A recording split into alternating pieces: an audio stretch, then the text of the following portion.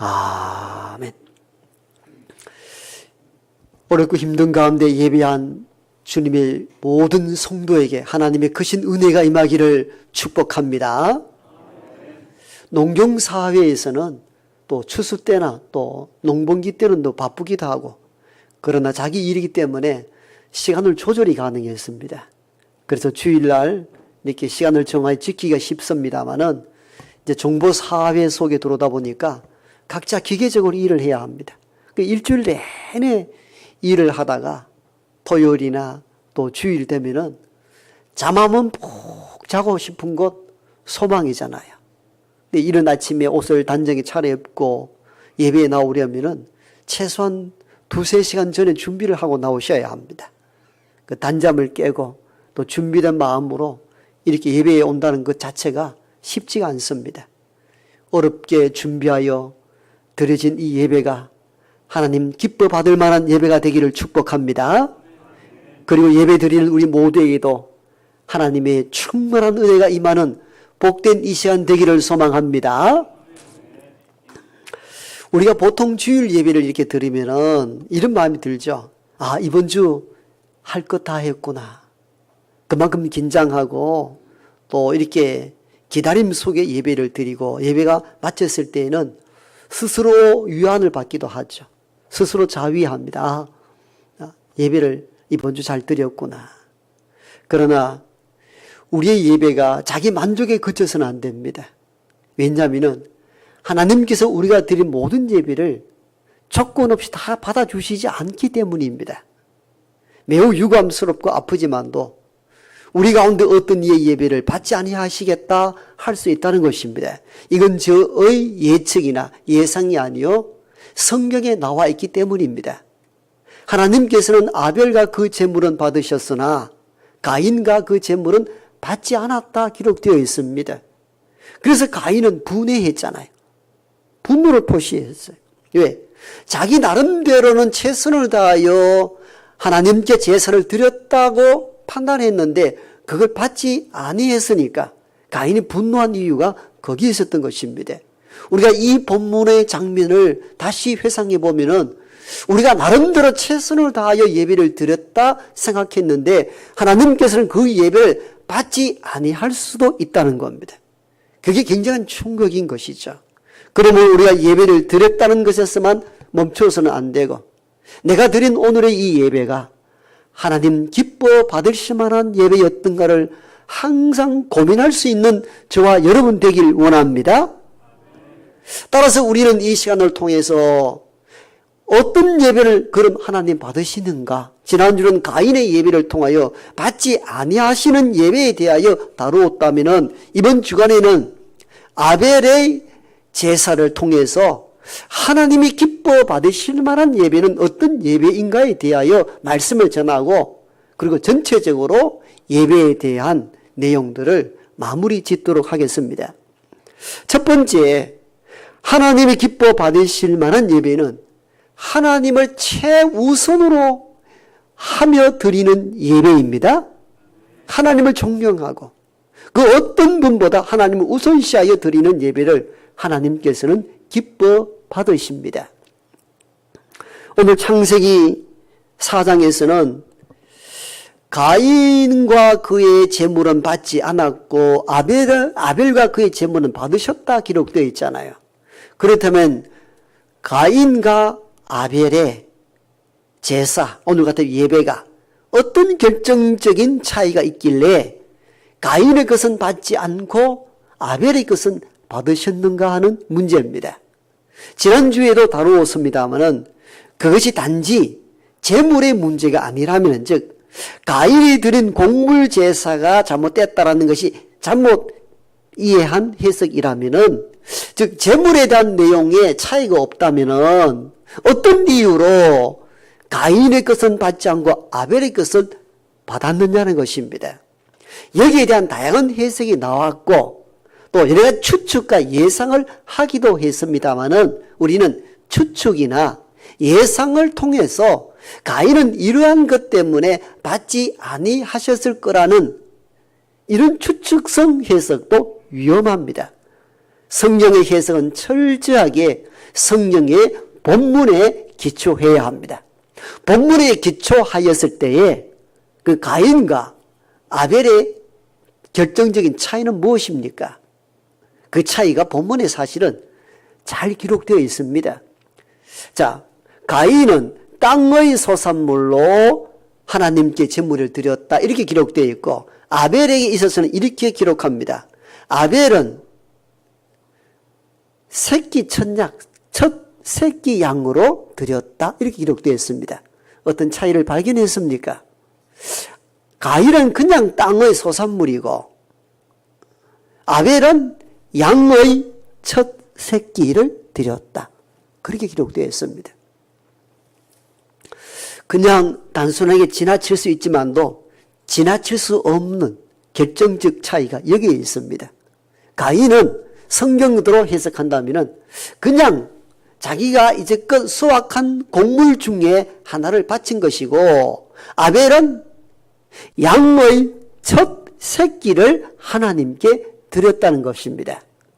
첫 번째 것 굉장히 의미가 있죠. 여러분, 사랑도 어떤 사랑이 오래 기억에 남습니까? 안 해보셨나요? 첫사랑. 첫사랑은 나이가 들어도 잊을 수 없다 하잖아요. 자녀 낳아보신 분들도 여러 자식 가운데 물론 모두를 다 사랑하고 재산도 모두에게 n분의 1로 공평해야 되지만도 부모의 마음속에는 그 첫 번째에 대한 애정이 조금 남다를 때가 있습니다. 그 첫 번째이기 때문이지요. 여러분, 하나님께 첫 번째 것을 드렸다는 그 의미를 잘 되새겨야 합니다. 하나님을 최우선으로 여겼다는 것입니다. 하나님을 가장 존귀한 분으로 여겼다는 뜻이 담겨 있습니다. 꼭 첫 번째 과일이 정말 맛이 있나요? 여러분, 꼭 첫 번째 것이 가장 수확물이 가장 탄실하나요? 그렇지 않잖아요. 나중에 나온 것이 더 달기도 하고 더 탄실하기도 합니다. 그런데 왜 꼭 첫 번째 것을 요구하십니까? 첫 번째를 드리는 의미가 무엇입니까? 첫 번째라는 것은 받는 대상을 가장 우선시 여긴다는 거예요. 가장 존귀하게 여긴다는 뜻이 담겨 있습니다. 이것이 가인과 아벨의 결정적인 차이라 이렇게 볼 수가 있습니다. 가인과 달리 아벨은 하나님을 가장 존귀한 분으로 여겼고 최우선 대상자로 삼았다는 것입니다. 즉 하나님의 삶의 최우선으로 여기고 존귀하게 드리는 그 예배, 그 예배를 하나님께서 즐겨 받으시는 줄 믿습니다. 우리가 주일 예배 오면 헌금도 드리잖아요. 그럼 이렇게 접근해 봅시다. 내가 아무 생각 없이 막 쓰고 난 뒤에 교회 와서 갑자기 헌금할 생각이 들었습니다. 그래서 쓰고 남은 돈 10만 원을 드렸습니다. 근데 어떤 분들은 하루 벌어 하루 먹고 삽니다. 너무 힘든 가운데 얼마의 수입이 있었는데 그 가운데 생활비 때문에 많이 드릴 수는 없고 1만 원을 먼저 따로 떼어서 하나님, 내가 가난하고 어렵지만도 이걸 먼저 하나님께 드립니다. 감사합니다.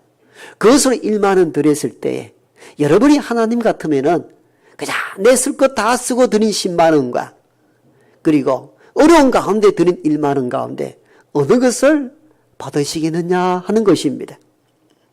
수치상으로는 10만 원과 1만 원은 10배의 차이가 있습니다. 교회 재정적으로 생각하면 이런 생각을 가질 수가 있죠. 그래도 교회를 운영하려면 10만 원 헌금하는 자가 더 낫지요. 그건 우리의 계산일 수 있고, 하나님 편에 보았을 때는 자기 쓸 것 다 쓰고 주머니에 어찌다 돌아다니다 손에 잡힌 10만 원보다 어렵고 힘든 가운데 드린 1만 원을 하나님이 기뻐 받으시지 않겠습니까? 우리의 예배가 이루어야 한다는 것입니다. 내 쓸 수 있는 시간 마음대로 다 쓰다가 어째 교회 한번 나가볼까? 그것과 정말 내 삶이 빠듯하고 시간 내기가 어려움에도 불구하고 먼저 시간을 떼어서 하나님께 예배하는 것이 우선이라 하여 드리는 이 예배가 차이가 날 수밖에 없는 것이죠. 하나님은 어떤 예배를 받으시는가? 자기를 최우선으로 여기고 자기를 먼저 존귀한 자로 마음을 갖고 드리는 자의 예배를 받으시는 하나님이신 줄 믿습니다. 잠언 3장에도 이런 말씀이 있습니다. 너희의 재물과 소산물에 처음 익은 열매로 여호와를 공경하라. 그리하면 너의 창고가 가득히 차고 너 즙들에 새 포도즙이 넘치리라. 아멘. 여러분, 잠언 3장에 보면은 너희의 재물과 소산물에 처음 익은 열매로 여호와를 공경하라. 여호와를 공경한다는 것이 뭘 요구하십니까? 처음 익은 열매. 많은 것 중에 하나가 아니고 처음 익은 열매. 그건 바로 하나님에 대한 공경이다. 여호와를 우선시하기 때문이다. 그 말씀을 전하고 있습니다. 그러므로 우리가 예배할 때에 삶의 우선순위를 하나님께 둘 수 있기를 원합니다. 왜냐하면 하나님은 하나님을 우선히 여기고 존귀 여기는 자의 예배를 기뻐 받으시기 때문입니다. 그래서 우리가 시간을 내어 드릴 때, 헌금을 드릴 때, 예배할 때에 최우선으로 고려해야 될 대상은 우리의 예배를 받으시는 하나님이신 줄 믿습니다. 하나님을 우선으로 여기시고 하나님을 공명히 여기고 존귀한 분으로 여기고 하나님의 목적을 두고 예배하는 참된 예배자 되기를 소망합니다.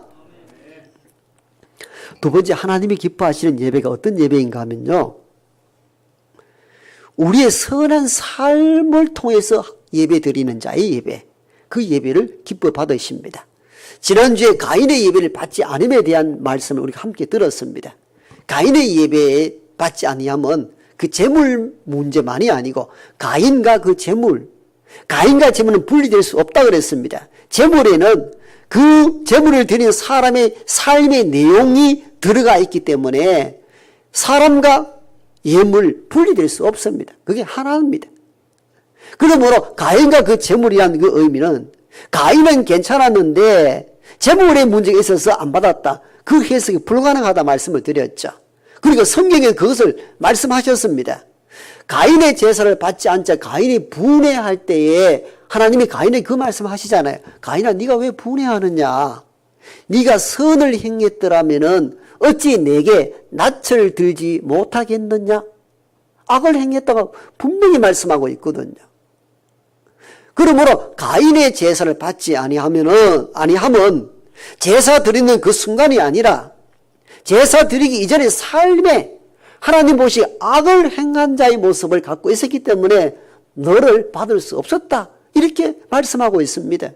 반대로 그러면 아벨의 제물과 아벨을 받으신 이유가 뭐냐?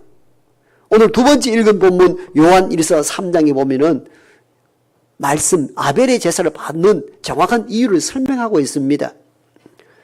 가인같이 하지 말라. 그는 악한 자에게 속하여 그 아우를 죽였으니 어떤 이유로 죽였느냐?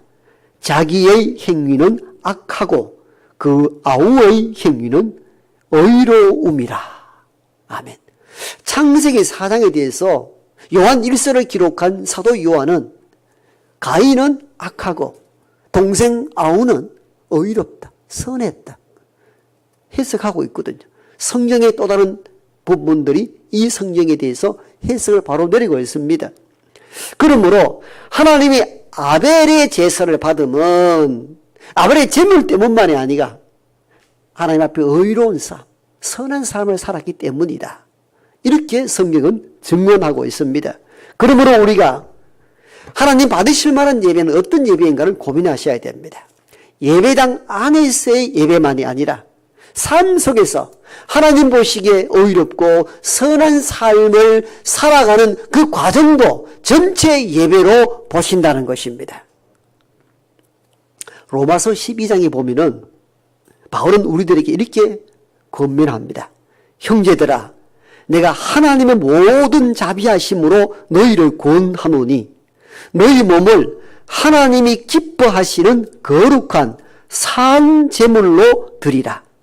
이는 너희가 드릴 영적 예배니라. 아멘. 아멘입니까? 너희 몸을 거룩한 산 제물로 드려라. 이것이 영적 예배다. 구약 제사의 때 제물은 소나 양을 죽여서 제단에 불태워 드립니다. 그 제물은 다 죽여서 드리는 것이 제물입니다. 그런데 그리스도 예수께서 우리 죄에 위하여 십자가상에서 자기를 제물로 바침으로 우리 모든 인간의 죄를 사해 주셨습니다. 그러므로 우리는 지금 예배할 때 구약의 제사 때처럼 뭘 잡아 죽여서 제물 드리는 것은 끝이 났습니다. 그런데 오늘 사도 바울은 우리에게 예배에 대한 참된 예배가 뭐냐? 네 몸을 거룩한 산제물, 산제물은 살아있는 제물. 지금은 우리를 죽일 수 없잖아요. 살아있는 제물을 뭘 말합니까? 우리가 살아있대 제물처럼, 즉 육신의 정욕, 안목의 정욕, 이생의 자랑, 이런 것들을 완전히 죽이는 삶을 살아가는 것이 살아있는 제물입니다. 이게 살아있는 제물이에요. 제물은 원래 죽어야 마땅하잖아요. 죽일 수 없는 우리가 살아있는 제물로 어떻게 하나님 앞에 나아가서 제물이 될 수 있는가? 이 몸은 살아있는데 이 땅에 있는 육신과 정욕과 이생의 자랑, 이 모든 것을 죽이고 살아가는 삶, 이게 살아있는 제물입니다. 이렇게 살아있대 내 이생과 육신의 정욕을 죽이고 선한 삶을 살아가는 것이야말로 하나님이 받으실 만한 영적 예배라는 것입니다. 이게 로마서 12장에서 산제물로 너희 몸을 드리라, 이런 영적 예배라는 이유가 바로 여기에 있습니다. 그러므로 우리의 오늘의 예배가 예배당 안에서만 드리는 예배가 아니라 일상 삶 속에서 연결하여 드리는 참된 삶의 예배를 다 함께 받으시는 줄 믿습니다. 이게 분리가 안 된다 그 말입니다. 예배당 안에서의 예배와 삶의 예배가 분리될 수 없다는 것 우리가 깨닫고, 하나님이 기뻐 받으실 만한 예배는 예배당 안에서의 예배와 삶의 예배가 일치되고 연결되는 예배를 하나님께서 즐겨 받으시는 것입니다. 그러므로 우리가 예배당을 떠났을 때에 오늘의 예배가 끝났다는 것이 아니라 이제 삶의 예배로 들어간다라는 인식을 가지고 삶 속에서도 하나님을 영화롭게 하는 거룩한 예배자가 되기를 소망합니다. 이제 마지막으로 전체 예배에 대한 부분들을 추가적으로 다루고 마무리하도록 합니다. 그런데 사실은 이 말씀은 다 우리가 이해하죠. 이렇게 예배를 드려야 되겠구나. 하나님을 존귀하게 우선 대상으로 여기고, 그리고 어떤 것보다도 하나님 먼저 생각하고, 그리고 삶 속에서도 선한 모습으로 살아야 되겠다. 이 마음은 누구나 다 갖거든요. 그런데 완벽하게 예배에 성공하는 사람이 과연 몇이나 됩니까? 우린 자주 넘어지기도 하잖아요. 그죠? 자주 예배에 대해 실패하기도 합니다. 여러분, 가끔 제가 습관적으로 이렇게 말할 때가 있어요.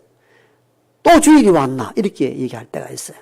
또 주일이 왔나? 이 속에서는 기쁨보다는 부담이 많다는 것에 대한 표현이기도 합니다. 가끔 이 이야기 하다가 제 아내가 혼쭐 당할 때가 많습니다. 목사가 돼가지고 어떻게 그런 말을 하느냐고. 응? 예배에 기쁘게 참여하라고 그렇게 떠들더니 자신은 벌써 주일이 왔나? 이 말은 설교자는 많은 설교 홍수 속에 빠져 있거든요. 그냥 설교가 나오질 않잖아요. 많은 연구와 성서 읽기를 해야만이 설교 한 편이 나옵니다. 그러다 보니까 여러분, 사업하시는 분들도 뭘 느낍니까? 벌써 월급 될 날이 왔나? 이 마음 들 때가 있잖아요. 그죠? 제가 신학하기 전에 사장을 가까이 보필하는 그런 행정직을 맡았는데 보니까 한 달 봉급 얼마나 빨리 돌아오는지 몰라요. 은행 찾아가는 일이 바빠요. 똑같은 심리예요. 목사도 벌써 주일이 왔나?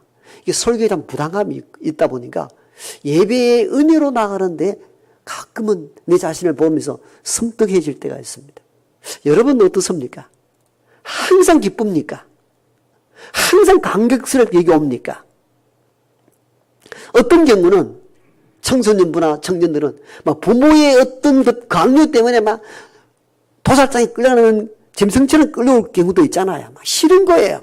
제가 얼굴 보면 다 알아요. 막 싫은 기승이 역력해요. 그래 억지로 앉혀놨는데 우리 교회는 기둥이 없어서 다행입니다. 딱 기둥 뒤에 숨어가지고 목사를 아예 보지도 않습니다. 예. 예배는 드려야 되는데 막 강단 쳐다보기도 싫은 거예요. 그럴 때가 있어요. 예배의 실패가 일어나요. 없나요? 있거든요. 그럼 그때마다 우리가 오늘 삶의 예배 속에서도 오늘 내가 일주일 살아보니까 거짓말도 하고 사기도 치고 또 뭐 엉뚱한 짓을 저질렀는데 삶의 예배가 없는 것을 하나님 기뻐 받아주지 않는다 했는데 그럼 뭐 지금 예배 드리면 뭔 의미가 있나 이런 마음도 들잖아요. 이 말의 의미를 종합적으로 해석하면은 우리 예배에 종종 실수하고 실패하기도 한다는 겁니다. 그러면 하나님께서 그때마다 심판하시는가 벌 주시는가 그렇지 않다는 겁니다. 여러분 가인의 예배를 받지 않았습니다. 가인의 악한 모습을 보고 네가 선을 행했다면 어찌 낯을 들지 못하겠느냐고 경고하셨잖아요. 그의 삶이 온전하지 못하고 악했다고 이야기합니다. 그런데 벌 주고 심판했나요? 그렇지 않았습니다. 하나님은 가인의 예배를 받지 않고 가인의 여기에 분노를 표시할 때에 가인에게 접근합니다. 가인아, 네가 왜 분해하느냐? 네가 선을 행했다면 내 얼굴을 들지 못하느냐? 그 이야기를 이야기하시잖아요. 벌을 주기 전에 하나님은 가인을 찾고 가인의 잘못된 일에 대하여 말씀하셨습니다.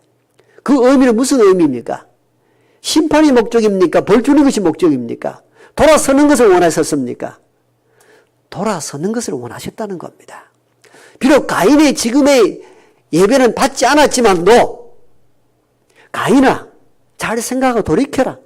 하나님은 너희 예배를 받지 않는데 이유가 있다. 네가 선을 행했다면 어찌 낯을 들지 못하겠느냐. 이 말씀을 왜 하십니까? 심판의 목적이었다면 바로 심판은 죽이 없으면 되죠. 깨닫고 돌이키고 회개하고 돌아서라고 하신 말씀입니다. 여러분 우리가 이 비밀을 알아야 됩니다. 저도 그렇고 여러분들 그렇고 예배에 실수하고 실패할 수 있습니다. 그때마다 징조하고 벌을 주시는 하나님은 아니시고 오히려 우리가 말씀이나 기도하는 동안에 우리에게 내적으로 말씀을 걸어오십니다. 참 목사야, 네가 목사로서 정말 기쁨과 감격으로 하나님을 최우선으로 여기며 예배하고 있느냐? 참된 예배자냐? 이 질문을 받을 수 있잖아요. 이게 내적으로 오는 하나님의 말씀이시거든요. 그때 깨우치고 회개하고 돌이키고 하나님이 기뻐 받으실 만한 예배자로 돌아서야 하는 것입니다. 그런데 가인의 가장 결정적인 아픔이 무엇입니까? 돌이키라는 하나님의 메시지에 그는 오히려 분노를 표시하고 동생 아벨을 쳐 죽이잖아요. 여러분 이 얼마나 안타까운 일들입니까? 정녕 하나님이 죽일 작정이었다면 그가 악을 행했을 때 하나님이 가인을 쳐 죽이죠.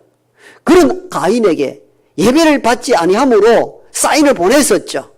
하나님 분노, 하나님 원하지 않는다는 걸 보이셨고 그래도 깨닫지 못하고 분해하자 하나님 또다시 말씀을 걸었었잖아요. 가인아 왜 너 분해하느냐? 네가 선을 행했다면 억울을 왜 들지 못하느냐? 자기를 돌아보라는 메시지를 주셨어요. 그럼 돌이키고 회개하고 하나님이 기뻐 받을 만한 삶과 예배자로 나아가서야 했다 그 말입니다. 여기에 더 큰 인생의 실패를 경험하게 된 것입니다. 가끔 목회를 하다 보면 이런 일들이 일어납니다. 우리 심령에 찔림이 오는 메시지가 증거되었을 때에 어떤 이들은 목사님 이번 말씀 듣고 제가 참 생각할 거리가 많았습니다. 회개합니다. 이런 분들이 있고 그것이 자기를 해하는 것으로 여기고 목사를 죽이려고 덤비는 분들도 종종 있습니다. 가인과 같은 형태가 있다는 것이죠. 여러분 예배에 대한 몇 주간의 말씀을 통해서 저나 여러분들도 예배에 실패하고 예배에 실수할 수 있다는 것을 염두에 둡시다. 그러나 그것이 반복되어서는 안 됩니다. 예배를 잘 드렸냐 못 드렸느냐는 자신이 가장 잘 압니다. 누구보다 자신이 가장 잘 압니다. 내가 하나님을 우선시 여기고 그분을 존귀히 여기고 하나님만 바라보는 마음으로 예배에 나왔는가 그렇지 않는가는 자신이 가장 잘 압니다. 가끔 제가 음성을 높여서 강단을 보십시오. 졸지 마십시오. 성경은 집에 가서 보십시오. 라고 경각심을 일으키는 메시지를 전하는 이유가 있습니다. 여러분은 인간인 저를 무시해도 괜찮습니다. 존귀 여기지 않아도 괜찮습니다. 눈을 감아도 괜찮습니다.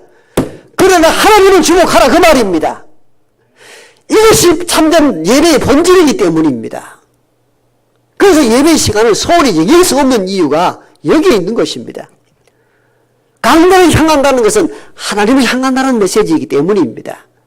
사람에 대한 것이 아니요 하나님을 향하여 하나님을 존귀히 여기고 우선시 여기고 그분을 가장 영원롭게 하는 것이 예배의 본질이기 때문입니다. 그래서 가끔은 강대상을 내리치며 여러분 잠을 깨고 주목하라 하는 의미가 단지 나를 바라보라는 것이 아닙니다. 나를 바라볼 분들 뭐가 있습니까? 나를 통하여 말씀하시는 하나님을 바라보기 원합니다.